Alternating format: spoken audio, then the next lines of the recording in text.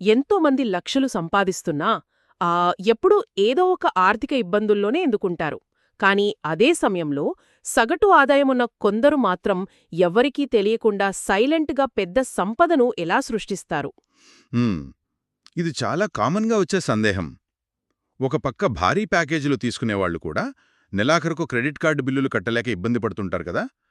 ఆ ఇంకో పక్క ఎక్కడో చిన్న ఉద్యోగం చేసేవాళ్లు ప్రశాంతమైన జీవితం గడుపుతూ పిల్లలకి మంచి భవిష్యత్తునిస్తుంటారు. కరెక్ట్. ఇదెలా సాధ్యమనే ఆలోచన మనలో చాలామందికి వస్తూనే ఉంటుంది. అందుకే ఈ రోజు మనం చేయబోయే ఈ డీప్ డైవ్ విన్నాక డబ్బు గురించి మనకున్న భ్రమలన్నీ పూర్తిగా తొలగిపోతాయని చెప్పగలను. అవును, ఆ భ్రమలు తొలగిపోవడం చాలా అవసరం కూడా. అందుకే మనం మార్గన్ హౌసెల్ రాసిన ది సైకాలజీ ఆఫ్ మనీ అనే పుస్తకంలోని మూలాలను ఈరోజు లోతుగా విశ్లేషించబోతున్నాం. ఈ సోర్స్ మెటీరియల్ చదివాక నాకర్థమైన ఒక బలమైన విషయమేంటంటే ఆర్థిక విజయం అనేది మన తెలివితేటల మీద అస్సలు ఆధారపడి ఉండదు. నిజమే.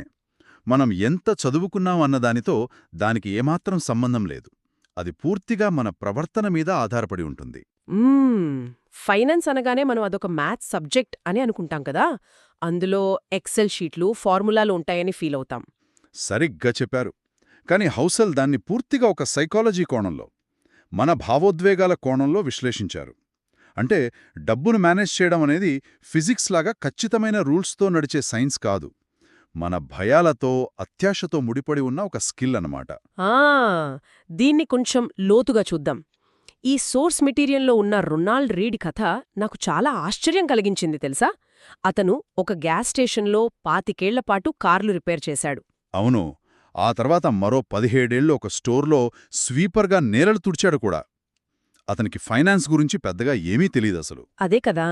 కాని తను చనిపోయే సమయానికి అతని ఆస్తి విలువ ఎంతో చూస్తే దిమ్మ తిరిగిపోతుంది. ఏకంగా $8 మిలియన్, అంటే దాదాపు 60 కోట్లకు పైనే. వావ్! వినడానికి నిజంగా ఆశ్చర్యంగా ఉంటుంది. ఒక సాధారణ స్వీపర్ అంత డబ్బు ఎలా సంపాదించాడాని. అవును, ఇక్కడతను చేసిన మ్యాజిక్ ఏమీ లేదు. తను సంపాదించిన కొద్దిపాటి డబ్బులో కొంత ఓపికగా పొదుపు చేశాడు. ఆ పొదుపు చేసిన డబ్బుని తీసుకెళ్లి బ్లూ చిప్ స్టాక్స్లో పెట్టాడంతే. ఇక్కడ బ్లూ చిప్ స్టాక్స్ అంటే ఏంటో మనం స్పష్టంగా చెప్పుకోవాలి. అవేమీ రాత్రికి రాత్రే డబ్బుని డబుల్ చేసే స్కీమ్స్ కాదు. దశాబ్దాలుగా మార్కెట్లో ఉంటూ స్థిరంగా లాభాలు తెచ్చే పెద్ద కంపెనీల షేర్లన్నమాట. వాటిలో పెట్టుబడి పెట్టి ముట్టుకోకుండా వదిలేశాడు. దీనికి పూర్తి వ్యతిరేకమైన మరో కథ కూడా మనం చూడాలిక్కడే. అదే రిచర్డ్ ఫుస్కోన్ కథ. ఇతను రొనాల్డ్కు పూర్తిగా ఆపోజిట్. ప్రపంచంలోనే బెస్ట్ అనదగ్గ హార్వర్డ్లో చదువుకున్నాడు. ఒక పెద్ద ఫైనాన్షియల్ సంస్థలో ఎగ్జిక్యూటివ్గా పనిచేశాడు. అవును, ఫైనాన్స్ మార్కెట్ ఎలా పనిచేస్తుందో అతనికి తెలిసినంతగా బహుశా ఇంకెవ్వరికీ తెలీదు అనొచ్చు. కాని అతను అత్యాశకు పోయి భారీగా అప్పులు చేశాడు. గ్రీన్విచ్లో 18,000 చదరపు అడుగుల భారీ భవనం కొన్నాడు కదా. కరెక్ట్. అక్కడే అసలు సమస్య మొదలైంది. 2008లో ఆర్థిక మాంద్యం వచ్చేసరికి పరిస్థితి పూర్తిగా రివర్స్ అయింది. అప్పులు తీర్చలేక అతను దివాలా తీశాడు. ఇదంతా వింటుంటే నాకొకటే అనిపిస్తోంది. ఇది అచ్చం కారు నడపడం లాంటిది. అంటే కారు ఇంజిన్ ఎలా పనిచేస్తోంది, గేర్లెలా పడతాయో టెక్నికల్గా తెలిసినంత మాత్రాన సేఫ్ డ్రైవర్ అయిపోలేరు కదా. రోడ్డు మీద ఎదుటివాళ్లతో ఓపికగా నడపడం తెలిసినప్పుడే ప్రమాదాలు జరగవు. డబ్బు వ్యవహారం కూడా ఇంతే. ఇది చాలా అద్భుతమైన పోలిక. ఇక్కడ మనం గమనించాల్సిన విషయమేమిటంటే, వైద్యం లేదా ఇంజనీరింగ్ లాంటి రంగాల్లో ఒక సాధారణ వ్యక్తి వెళ్లి అనుభవజ్ఞుణ్ణి ఓడించడం అసాధ్యం. ఒక స్వీపర్ వెళ్లి హార్ట్ సర్జరీ చేయలేడు కదా. ఖచ్చితంగా చేయలేడు. అది ప్రాక్టికల్గా ఎవ్వరూ నమ్మరు కూడా. కానీ ఫైనాన్స్ రంగంలో మాత్రమే ఇది సాధ్యమైంది. హార్వర్డ్లో చదివిన ఎగ్జిక్యూటివ్ దివాలా తీస్తే ఎప్పుడూ పుస్తకం చదువని స్వీపర్ కోట్లు సంపాదించాడు. అందుకే ఇది టెక్నికల్ నాలెడ్జ్ కాదని ఎమోషనల్ కంట్రోల్ అని చెబుతారు. సరే, ఇదంతే బావుంది. కానీ సోర్స్ మెటీరియల్లో ఎవరు పిచ్చివాళ్లు కాదనొక పాయింట్ ఉంది. ఒక్కోసారి మనం ఇతరుల ఖర్చులు చూసి వీళ్ళకేమైనా పిచ్చా, డబ్బుని ఇలా తగలేస్తున్నారు అని అనుకుంటాం కదా. బయటనుంచి చూస్తే అలాగే అనిపిస్తుంది. దానికొక మంచి ఉదాహరణ అమెరికాలో లాటరీ టిక్కెట్లు కొనేవాళ్ల పరిస్థితి. అత్యల్ప ఆదాయమున్న కుటుంబాలే ఏడాదికి సగటున $400 పైగా లాటరీల కోసం ఖర్చు చేస్తారట. ఒక్క నిమిషం, అసలు వాళ్లకి నెలవారీ ఖర్చులకే ఇబ్బంది కదా. అత్యవసర పరిస్థితి వస్తే ఆ డబ్బు కూడా సమకూర్చుకోలేని వాళ్లు అలా లాటరీల మీద తగలేయడం మ్యాథ్స్ పరంగా చాలా తప్పు నిర్ణయం కదా. దీన్ని ఎలా సమర్థిస్తాం? మ్యాథ్స్ పరంగా చూస్తే అది 100% తప్పే. కానీ వాళ్ళ ఎమోషనల్ కోణం నుంచి ఆలోచించండి. వాళ్ళ జీవిత అనుభవాల ప్రకారం చూస్తే వాళ్లకు పొదుపు చేసే అవకాశం లేదు, మంచి ఇల్లు కొనే స్థోమత లేదు. ఓ, అంటే ధనవంతుల లాంటి లైఫ్ స్టైల్ పొందాలి అన్న కల నెరవేరడానికి వాళ్లకు ఉన్న ఏకైక ఆశ ఆ లాటరీ టికెట్ మాత్రమే అంటారా? కరెక్ట్. వాళ్ళ దృష్టికోణంలో చూసినప్పుడు వాళ్ళు తమ భవిష్యత్తు మీద ఉన్న ఒక చిన్న ఆశను కొనుక్కుంటున్నారు. మన అనుభవాల ఆధారంగా మనం తీసుకునే నిర్ణయాలు మనకు సరైనవే అనిపిస్తాయి. అందుకే ఎవరూ పిచ్చివాళ్లు కాదు అంటారు. వాళ్ళనుభవాల కోణంలో ఆలోచిస్తే ఇది నిజమే అనిపిస్తుంది. సరే, విజయాలు సాధించిన వాళ్లందరూ కేవలం వాళ్ల కష్టం వల్లే ఆ స్థాయికి వచ్చారా? అసలు అదృష్టం మరియు ప్రమాదం అనేవి మన ఆర్థిక జీవితాలను ఎలా ప్రభావితం చేస్తాయి? బిల్ గేట్స్ విజయం వెనుకున్న కథ చూస్తే ఇది బాగా అర్థమవుతుంది. 1968లో బిల్ గేట్స్ చదివిన లేక్ సైడ్ స్కూల్ బహుశా ప్రపంచంలోనే కంప్యూటర్ ఉన్న అతి కొద్ది పాఠశాలల్లో ఒకటి. అది ఆయనకు దక్కిన అతి పెద్ద అదృష్టం. నిజమే. అదే సమయంలో ఆయన ప్రాణ స్నేహితుడు కెంట్ ఎవాన్స్ కూడా నాకు గుర్తొస్తున్నాడు. అతనికి కూడా బిల్ గేట్స్ అంతటి తెలివితేటలు, పట్టుదల ఉండేవి కదా. అవును, ఇద్దరూ కలిసి ఎన్నో పెద్ద ప్లాన్స్ వేసుకున్నారు. కాని దురదృష్టవశాత్తు కెంట్ ఒక పర్వతారోహణ ప్రమాదంలో చనిపోయాడు. అంటే ఒకరికి 10 లక్షల మందిలో ఒకరికి దక్కే అదృష్టం కలిసొస్తే మరొకరికి అదే స్థాయి రిస్క్ ఎదురైంది. దీన్ని బట్టి చూస్తే మనం పడే కష్టానికి విలువే లేదా అనిపిస్తోంది ఒక్కోసారి. అంటే ప్రతి విజయానికి వెనుక కేవలం మన కృషి మాత్రమే ఉండదన్నమాట. కృషి లేదని కాదు, కాని ప్రతి నిర్ణయం, దాని ఫలితం పూర్తిగా 100% మన కంట్రోల్లో ఉండదు అని మనం యాక్సెప్ట్ చేయాలి. మనకు సక్సెస్ వస్తే మన కష్టం అంటాం, ఫెయిల్ అయితే దురదృష్టం అంటాం. కాని ఇతరుల విషయంలో దాని రివర్స్లో చూస్తాం. అబ్బా, ఇది నిజంగా ఆలోచించాల్సిన విషయమే. సరే, ఇప్పుడు ఇంకో ఆసక్తికరమైన పాయింట్కి వద్దాం. అసలు మనుషుల్లో ఈ ఎప్పటికీ చాలదు అనే నైజం ఎందుకుంటుంది? రజత్ గుప్తా కథ విన్నప్పుడు నాకిదే అనిపించింది. రజత్ గుప్తా $100 మిలియన్లు సంపాదించి మెకిన్జీ లాంటి సంస్థకు సీఈఓ స్థాయికి ఎదిగారు కదా. ఆయనకు ఇంకో 10 తరాలకు సరిపడా డబ్బుంది అనడంలో డౌట్ లేదు. అదేనా ఆశ్చర్యం! అంత డబ్బు పెట్టుకుని కూడా 2008 మాంద్యం సమయంలో ఇన్సైడర్ ట్రేడింగ్కి ఎందుకు పాల్పడ్డారు? వారెన్ బఫెట్ పెట్టుబడి పెడుతున్నారన్న రహస్య సమాచారం రాజరత్నంకు ఎందుకు చెప్పాల్సొచ్చింది? అంటే ఇక్కడ ఒకరితో ఒకరు పోల్చుకోవడం అనేది మెయిన్ ఫ్యాక్టర్. రజత్ గుప్తాకు డబ్బు లేక కాదు, కానీ తనకంటే ఎక్కువ డబ్బున్న బిలీనీర్లతో పోల్చుకొని ఆ జాబితాలో చేరాలనే అత్యాశ ఆయన్ని బ్లైండ్ చేసింది. వావ్! అంటే తమ దగ్గర ఇప్పటికీ కావాల్సినంత డబ్బు, పరువు ఉన్నా సరే ఎక్కడ ఆగాలో తెలియకపోవడం వల్లే ఆయన జైలు పాలయ్యారంటారా? అవును, ఆ చాలు అనే భావన లేకపోవడం ఎంత ప్రమాదమో ఇది చెప్తోంది. మనకు అత్యంత అవసరమైన స్వేచ్ఛను, పరువును పనంగా పెట్టి ఏమాత్రం అవసరం లేని వాటికోసం రిస్క్ చేయడం ఒక రకమైన పతనం. నిజమే. ఆ గోల్ పోస్ట్ ఎప్పుడూ ముందుకు జరగడం అనేది చాలా భయంకరమైన విషయం. కాని మన మిత్రుల సంపదని చూసి భ్రమపడుతూ ఉంటాం కదా. సంపదకు, అలాగే ధనవంతులుగా కనిపించడానికి మధ్య చాలా తేడా ఉంది అనిపిస్తుంది. దానికి సోర్స్ మెటీరియల్లో ఉన్న ఖరీదైన పోర్షే కారు కథ భలే వివరిస్తోంది. ఒక వాలెట్ పార్కింగ్ చేసే వ్యక్తి ఒక రాజర్ అనే అతన్ని రోజూ పోర్షే కారులో రావడం చూసి చాలా గొప్ప ధనవంతుడు అనుకునేవాడు. కాని కొన్నాళ్లు తర్వాత ఆ రాజర్ ఒక పాత హోండా కారులో రావడం మొదలుపెట్టాడు గదా. ఏమైందనడిగితే ఆ పోర్షే కారు లోన్ కట్టలేకపోయానని, బ్యాంక్ వాళ్లు లాక్కుపోయానని చెప్పాడు. ఎగ్జాక్ట్లీ.